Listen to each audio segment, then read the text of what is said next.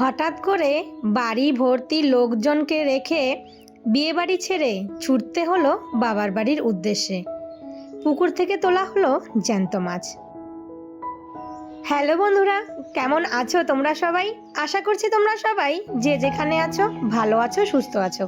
আর তোমাদের সকলের ভালোবাসাতে আমরাও ভালো আছি। আমার আরও একটি নতুন ভিডিওতে তোমাদের সবাইকে অনেক স্বাগত জানাই।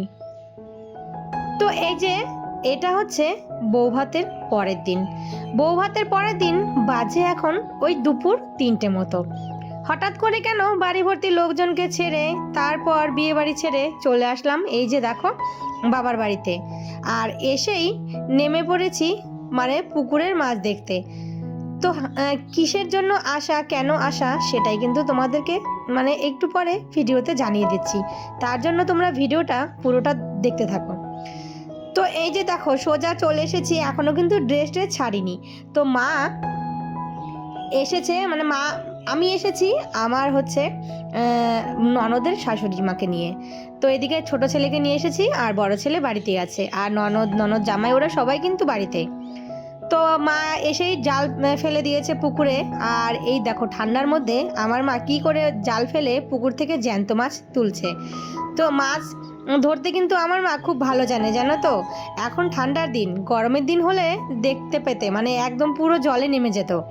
তো এদিকে ছেলেও এসেছে, বলছে আমিও নামবো। তো বললাম যে না, ঠান্ডার মধ্যে নামিস না, আর এখন জামা কাপড়ও বেশি একটা নিয়ে এসেনি।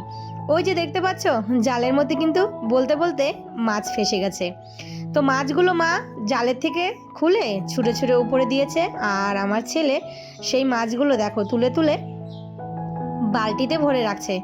ওর আবার এই জিনিসগুলো খুব ভালো লাগে। দেখো এই যে আরেকটা ছেলেও আছে পাশের, তো ও তুলে দিচ্ছে। তো অনেক কয়েকটা মাছ। তো এই মাছগুলো মানে একটা নাম হচ্ছে তোমার, আমরা বলি ওই চায়না পুঁটি, আর এই বড় মাছটার নামটা আমি ভুলে গেছি, ওই সিলভার কাপ না গ্লাস কাপ জানো, যাই হোক বলে। মাছের নাম আমি অতটা ভালো জানি না, এগুলো সব মাই চেনে। এগুলো কিন্তু আমার মা সব পোনা ছাড়ে, সেই ছোট ছোট পোনা মাছগুলো ছেড়ে দেয় ওই কেজি হিসেবে কিনে, তারপর এই মাছগুলো বড় হয়। অনেক কয়েকটা মাছ হয়ে গেছে, দেখতে পাচ্ছ 4-5টা মাছ হয়ে গেছে। কিন্তু মা বলছে এত মাছ ছেড়েছি কিন্তু বড় মাছ একটাও পড়ছে না কেন? মনে হয় ঠান্ডার জন্য মাছগুলো হয়তো জালে পড়ছে না। অনেকক্ষণ কিন্তু মা জাল নিয়ে টানা হাঁচড়া করেছে এই ঠান্ডার মধ্যে, তবুও বেশ কয়েকটা মাছ উঠিয়েছে। তো এই যে দেখো জালটা এখন সামনে নিয়ে এসেছে, মানে জালটা গোছানোর জন্য অমনি একটা বড় মাছ পড়েছে। তো ও মাছটা আবার খাওয়া যাবে না, তার কারণ হচ্ছে মাছটা না আর একটু বড় হবে, আর এই মাছটা যত বড় হবে খেতে তত ভালো লাগবে।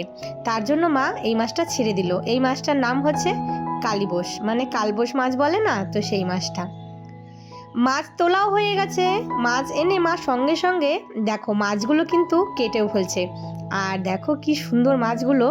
এই মাছগুলো আমি অবশ্য খাই না, ওই আমার হাজবেন্ড খেতে ভালোবাসে। তো মাছগুলো মা কেটে দিচ্ছে, কেটে ধুয়ে রেখে দেবে ফ্রিজে, কালকে সকালে নিয়ে যাব। আর এখন কিন্তু প্রায় অন্ধকার মতন হয়ে এসেছে। তো মাকে বললাম মাছগুলো কাটতে হবে না, রেখে দাও। মা বললো যে না, কাটতে আমার বেশি সময় লাগবে না। আর আমার মা জানো তো যেমন মাছ ধরতে পারে তেমন মাছও ঝটপট কিন্তু একদম কেটে নিতে পারে, যত বড়ই মাছ হোক। তো ওইদিকে মাছ টাছগুলো কেটে তারপর মা ফ্রিজে রেখে দিয়েছে ধুয়ে। আর এইদিকে রাত হয়ে গেছে। তো মা বললো যে একটু রান্না করবে, তো আমি ভাবলাম যে মার হাতে হাতে একটু করে দেই।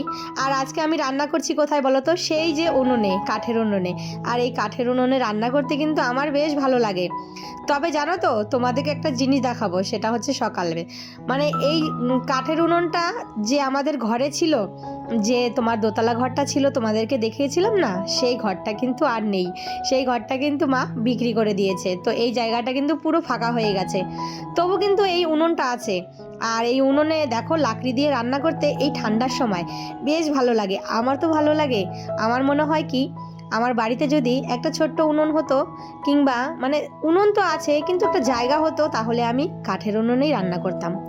তো রান্না করছি, মা এদিকে চা দিল, লাল চা আর মুড়ি চানাচুর দিয়ে মেখে। আর মাছটা যেটা রান্না করছি সেটা কিন্তু মা আগেই ধরেছে। এই মাছটা কিন্তু বেশ বড় জানো তো, অনেকটাই বড় বড় পিস হয়েছে।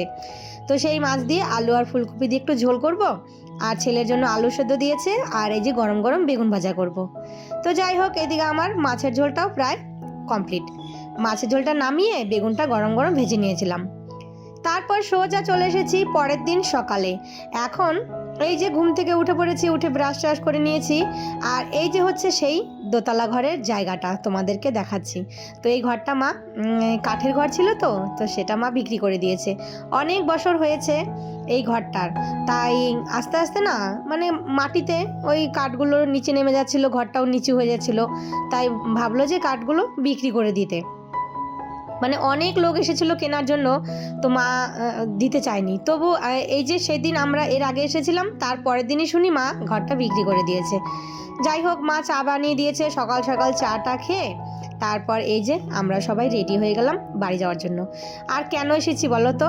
এই যে আমার ননদের শাশুড়ি মা আমার মায়ের সঙ্গে দেখা করতে আসবে, তার জন্যই কিন্তু আমাদের একমাত্র এই বিয়ে বাড়ি, এই বাড়ির লোকজন ছেড়ে আসা। তো মা দেখো এই যে মাছ, তারপর হচ্ছে জলপাই, এগুলো সব প্যাক করে দিল, নিয়ে যাব। তো আমার বড় ননদের শাশুড়ি মা এসেছে, তো আমার মায়ের সঙ্গে দেখা করবে বলে, তার জন্য এই যে হঠাৎ করে প্ল্যান হয়েছে বিকেলবেলা, মানে সেই দুপুরবেলা ওই 12টার দিকে তাড়াতাড়ি করে রান্নাবান্না সেরে তারপর আমি 2টোর দিকে নিয়ে আসলাম। আর এই যে একটা রাত থেকে পরের দিন আবার চলে আসলাম বাড়িতে। আসার পথে রাস্তায় এক দোকানে, মানে বাবার বাড়ির ওখানেই দেখতে পেলাম একটা লাউ। এই লাউটার দাম নিয়েছে কত জানো তো? একদমই জলের দাম, 10 টাকা। মানে আমি পুরো অবাক হয়ে গেছি যে এত সস্তায় লাউ। আমাদের এখানে তো এই লাউ 30-40 টাকার নিচে একদমই পাওয়া যাবে না। আর এই যে মাছ, তো এই মাছগুলো সবগুলোই কিন্তু আমি ননদকে দিয়ে দিয়েছি, মানে ও নিয়ে গেছে বাড়িতে। শুধু একটা মাছ রেখেছি যদি হাজবেন্ড খায়। আর এদিকে আমি এসে ঘরটর ঝাড় দিয়ে, ঘরটর মানে মুছে চান করে পুজো দিয়ে, কয়েকটা জামা কাপড় ছিল সেগুলো ধুয়ে পুরো রান্না কিন্তু বসিয়ে দিয়েছি। আর এই যে রান্না করলাম হচ্ছে মুসুরির ডাল, মাছের ডিম দিয়েছিল মা একটু, সেটা দিয়ে একটু চচ্চড়ি, আর মাছের ঝোল। এই মাছটা মা দিয়েছিল, তো সেটা দিয়ে একটু ঝোল করলাম। রান্নাবান্না তো কমপ্লিট হয়ে গেছে। তো এইদিকে রান্নাঘরটা পরিষ্কার করে নিচ্ছি, আর ওইদিকে আমার ননদের শাশুড়ি মা বললো যে একটু জল গরম করে দিতে, চান করবে, আর সেটাই আমি ওই যে কেতলিতে বসিয়ে দিয়েছি। তো দেখো, হুট করে যাওয়া আবার হুট করে চলে আসা, মানে বাড়িতে এসে আবার এই দেখো কত কাজ কিন্তু আমার পড়ে আছে। চারিদিকে জামা কাপড় ছড়িয়ে ছিটিয়ে আছে, সেগুলো সমস্ত কিছু ভাঁজ করতে হবে, গুছাতে হবে। তবুও আমি সব কিছু ফেলে রেখে চলে গেলাম একমাত্র আমার ননদের শাশুড়ি মায়ের জন্য। উনি যাবে বলছিল, বয়স্ক মানুষ, উনি অনেক বছর পরে এলো, তো তার জন্যই। তো এদিকে দেখো পুরো ছাদ ভর্তি আমি জামা কাপড় সব রোদে দিয়েছি, যেগুলো ধোয়ার সেগুলো ধুয়ে দিয়েছি, বাকিগুলো রোদে দিয়েছি, শাড়িগুলো এগুলো সব ভাঁজ করে গুছিয়ে রেখে দেব। তো চলো বন্ধুরা, আজকের ভিডিওটা তাহলে এখানেই শেষ করি। সবাই ভালো থেকো, সুস্থ থেকো, আর ভিডিওটা কেমন লাগলো অবশ্যই একটা কমেন্ট করে জানিও। আবারও দেখা হবে তোমাদের সাথে নতুন কোনো ভিডিওর সাথে। ততক্ষণের জন্য টাটা।